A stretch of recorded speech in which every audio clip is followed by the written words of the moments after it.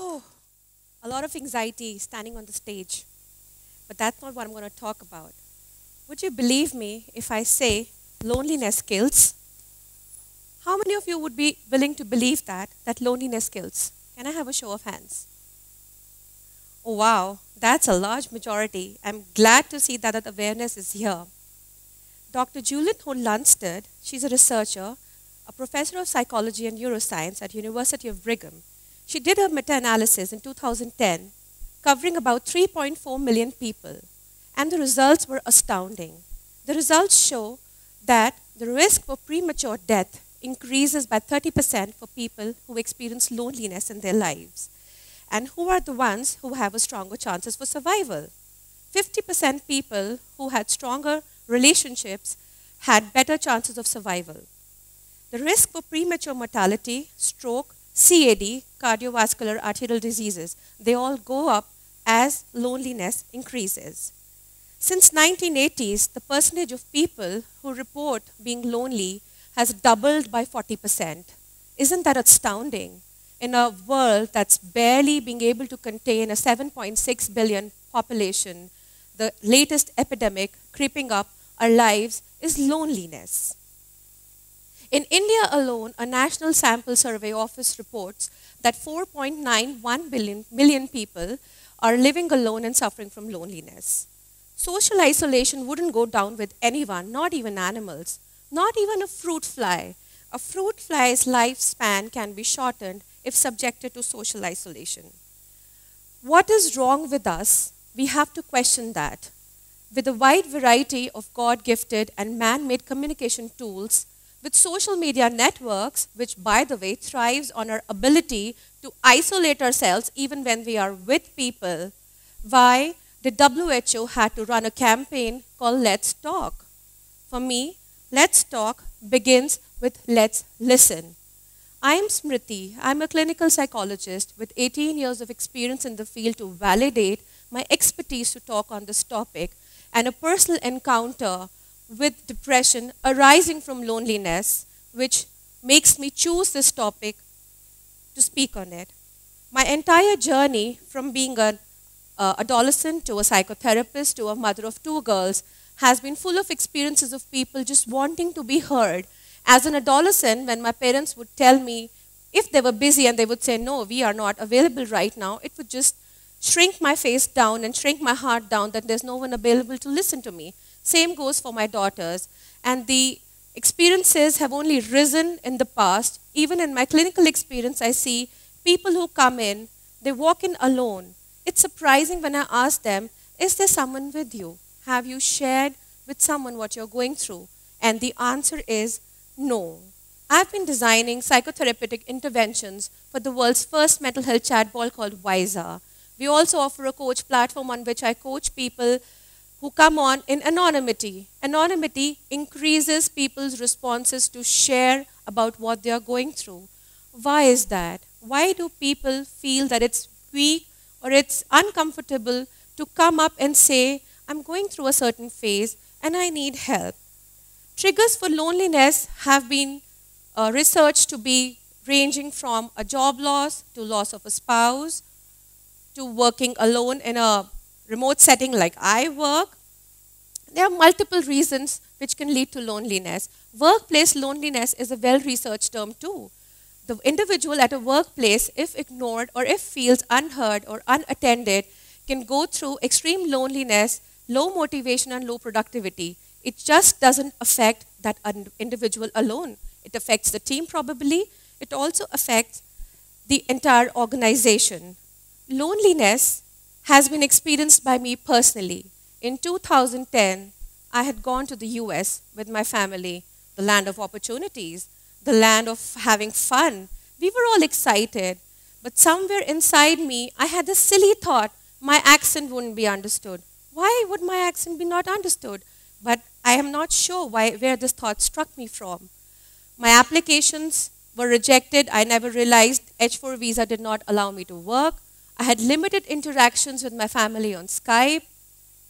My volunteering applications were not even acknowledged. Was I not even worth that much? Slowly, the inner critic in me started becoming like a bully. loneliness is such a shameful experience. It just does not let you acknowledge what you're going through. It completely takes you over. It pushes you down further and further. If you look inside the mind of a lonely person, what would you find? A tiny jack in the box. This tiny jack in the box is actually the inner critic. The function of this inner critic is actually useful. It's there to keep a check on you, to help you see whether you're following the right path. But if you listen to it too much, it can actually start bullying you.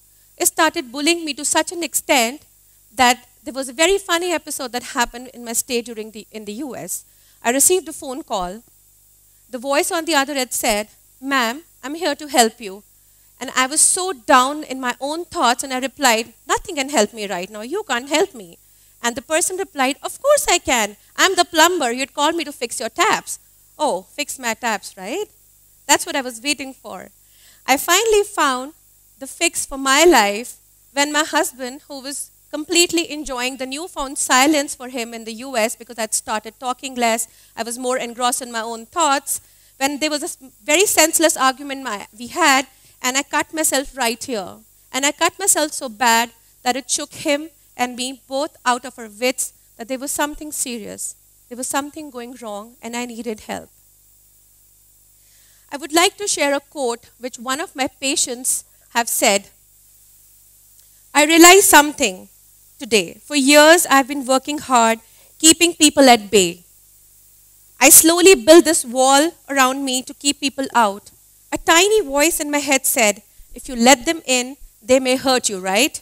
But now I miss having someone to talk to, and I just don't know how to break this wall down." For me, loneliness is a chain reaction. It just doesn't stop at that one person. The people around that lonely person would also be missing out on the interactions from this particular individual. So if it's one person less for him or her, it's one person less for those in their circle. When loneliness sets in, it triggers a threat for hypervigilance, for social interactions.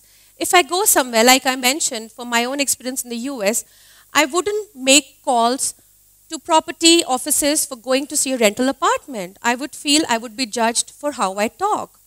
If I would go out to a supermarket, I was very conscious of what I was wearing. I was actually pushing myself inside without trying to question my inner critic, the tiny jack in the box, of what he was telling me, and I was believing it completely as it is. And with this, we also send out signals to people around us that we are closed for interaction. Sorry, you're not needed. And when we do that, we push people away. There's another patient of mine who shared this particular narrative with me. I'll just share it with you. Looking back, I believe the cycle was not seeing my friends for a while because I felt they didn't need me. And being with very isolated people at work, I reduced my social interactions, further leading me to not reach out to meet my friends again. It led to more loneliness and more bad thoughts. I'm not exaggerating that it's a chain reaction. There have been longitudinal studies with people covering 3 generations of people for the same family in the same community. And it showed that people who were lonely and people who were non-lonely, the non-lonelier people grew more lonelier when staying close to the lonely people. That's a lot of loneliness, I just said. Monkeys were experimented on by a researcher called Harlow, and this was way back in 1965. An isolated monkey was put back in its own group, and the group members rejected this monkey. Are we doing the same with marginalized communities, people with mental health disorders, people victims of riots, calamities? Food for thought. Are we, as a community, doing enough? So then, is it all so dark? Is there no ray of light? There is. Well, what do we need in us to notice that need? What do you think we need to notice that need? The ability to be able to acknowledge that need in us and in another person. And the best part is that we have been innately wired with a mammalian caregiving soothing system. We all have it in us. We have to learn how to tap into it. I'll give you an example. I'm sure you've all watched that video. There was a video which was doing rounds on our social media networks recently, where there was a leopard, sorry. It attacked a baboon. The baboon had a baby clinging to it. That lion, even if it was hungry and it hunted for hunger, did not touch the mother baboon's body. In fact, it took over the baby baboon.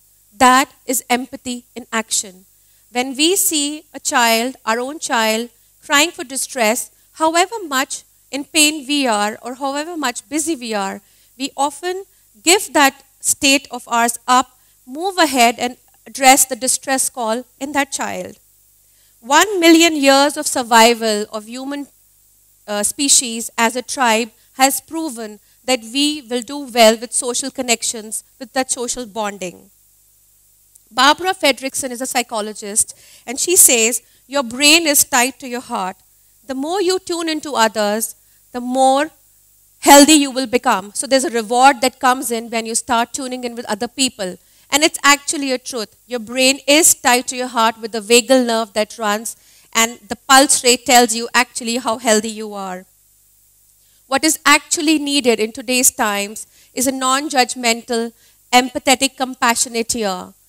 The chatbot I work for has already had 400,000 downloads, with people coming in to talk to a machine only to be heard, only to be feeling not judged. Dr. Tracy Rubel is a path-breaking psychologist who started a project called the Sidewalk Project. The Sidewalk Project is nothing but strangers offering listening services sitting in a street or a park. Can we all do that too? How do we silence that little jack-in-the-box inside us is an important question for us as individuals who may feel lonely and who may want help. The best thing is to acknowledge at that point in time, is this my usual way of thinking? Can I examine this thought for its rationality?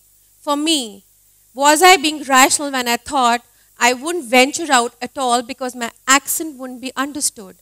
Was that really the truth? Did people in the marketplace not understand what I was asking for? So look for evidences, examine your thoughts, look for evidences contrary to your self-critical thoughts. You can't pour from an empty cup. And this goes out for people who wish to be gatekeepers in addressing loneliness in the society. You have to acknowledge your own needs. You have to tune into your own selves before you lend out your ear to another person. As a psychologist, I do feel drained out many times. I feel I would not be able to do justice to the people who come to me for help. What helps me is a minute of mindfulness, is a minute of thinking that helps me see, am I ready to listen to this person? Am I ready to check on this person? This change in me, my outlook towards myself and towards the people who come to me in my practice is credited to Dr. Brené Brown's work and Dr. Kristin Neff's work. They believe that self-empathy and compassion, that is the two elements which activate the mammalian caregiving system, can be tapped into if we intentionally start putting it into practice. These are skills that can be cultivated. We can intentionally work on becoming more helpful, less judgmental, not offering well-meaning but unhelpful advice like, shake it off, go have an ice cream, go to a park, why don't you go and have fun with your friends? I feel cultivating these skills at a community level, at our curriculum levels, is of much importance. This is the core of preventive mental health. Loneliness is not his, her, or my problem. It's our problem. Let's fix it.